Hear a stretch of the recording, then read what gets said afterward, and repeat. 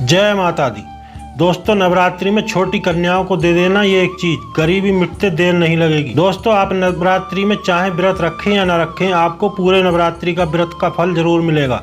अगर आप अपने घर में कन्या भोजन करवाते हैं तो आपको पूरे नवरात्रि व्रत का फल मिलेगा, क्योंकि माता दुर्गा 9 दिन उपवास रखने से जितना प्रसन्न होती हैं उससे कहीं ज़्यादा प्रसन्न कन्या पूजन करने से होती हैं, क्योंकि कन्याएं माता रानी का ही रूप होती हैं। अगर आप नवरात्रि के व्रत रखते हैं और विधि पूर्वक कलश स्थापित किए हैं, अखंड ज्योत जलाई है और कन्या पूजन आप नहीं करते हैं तो आपको व्रत करने का आधा ही फल प्राप्त होगा। माता रानी कन्या पूजन से अत्यधिक प्रसन्न होती हैं। शास्त्रों के अनुसार जिस घर में कन्याओं को भोजन कराया जाता है, कन्या पूजन किया जाता है, वह घर स्वर्ग जैसा होता है और माता रानी उस घर में अपनी कृपा बरसाती हैं। उस घर में कभी भौतिक सुखों की कमी नहीं रहती। जन्म जन्मांतर की गरीबी मिट जाती है, कई जन्मों के पाप मिट जाते हैं। माता रानी दोनों हाथों से कृपा बरसाती हैं। तो दोस्तों, कमेंट बॉक्स में जय माता दी अवश्य लिखें। वह वीडियो को अभी से लाइक कर दें, ऐसा करने से हमें प्रोत्साहन मिलता है। सनातन धर्म के अनुसार शारदीय नवरात्र का विशेष महत्व होता है।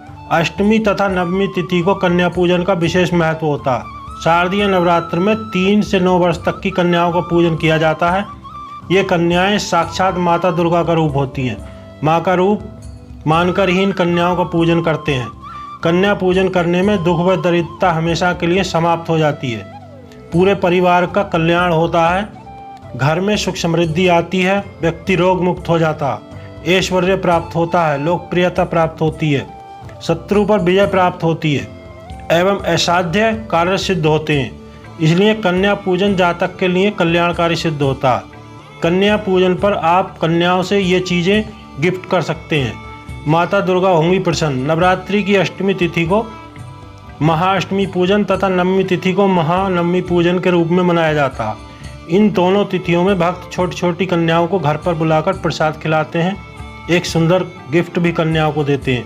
आप कन्याओं को स्टडी किट दे सकते हैं, पेंसिल बॉक्स दे सकते हैं, कलर, रंग बिरंगे लंच बॉक्स भी दे सकते हैं, जो बच्चों को खासकर कन्याओं को अति प्रिय होते हैं। कन्याओं को पानी की बोतल दे सकते हैं, छोटे बच्चे पानी की बोतल लेकर स्कूल जाते हैं। लाल रंग के वस्त्र दे सकते हैं। कन्याओं को लाल रंग की चुनरी अवश्य दें, क्योंकि माता रानी को लाल रंग अति प्रिय है। दोस्तों, आजकल के दौर को देखते हुए आप कन्याओं को मॉडर्न हेयर बैंड व धार्मिक चिन्ह वाली चैन भी गिफ्ट कर सकते हैं। दोस्तों, कुछ पकवान हैं जिनका भोग हम कन्याओं को लगाते हैं। छोटी छोटी कन्याएं माता का ही रूप होती हैं, उनका हृदय कोमल एवं पवित्र होता, इसलिए अष्टमी व नवमी तिथि को कन्या को भोजन कराया जाता। माता की पसंद के पकवान बनाए जाते हैं। और दोस्तों, क्या क्या पकवान बनाए जाते हैं? खीर। घर में कोई भी पूजा होती है तो खीर बनाकर सभी देवी देवताओं को खीर का भोग लगाते हैं। नवरात्रि में भी कन्या पूजन में खीर का भोग लगाया जाता है।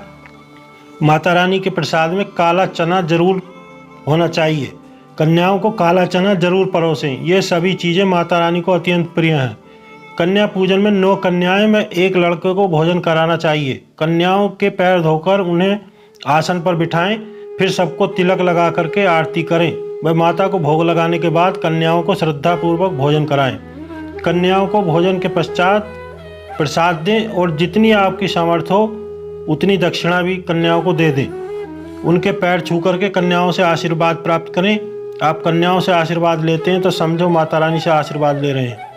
कन्याओं को भोजन कराने के बाद स्वयं भोजन ग्रहण करें। ऐसा करने से माता रानी की कृपा प्राप्त होती है। दोस्तों, नवरात्रि के दिन ये उपाय आपको अवश्य करने चाहिए, इनसे निश्चित धन लाभ होता। तो दोस्तों, नवरात्रि के 9 दिनों में हनुमान जी को पान का बीड़ा अर्पित करें, इससे जो हनुमान जी प्रसन्न होकर के आशीर्वाद देते हैं। दूसरा है, नवरात्रि के दिनों में अगर अखंड दीपक नहीं जलाया है तो सुबह शाम घी या तिल के तेल का दीपक जलाएं और दीपक में 4 लौंग डाल दें, क्योंकि लौंग माता रानी को अति प्रिय है। तो इससे जो आपको जो माता रानी प्रसन्न हो जाती हैं। और दोस्तों, तीसरा उपाय है, 5 प्रकार के मेवे, सूखे मेवे लेने हैं और लाल चुन्नी में रख करके माता रानी को अर्पित करें।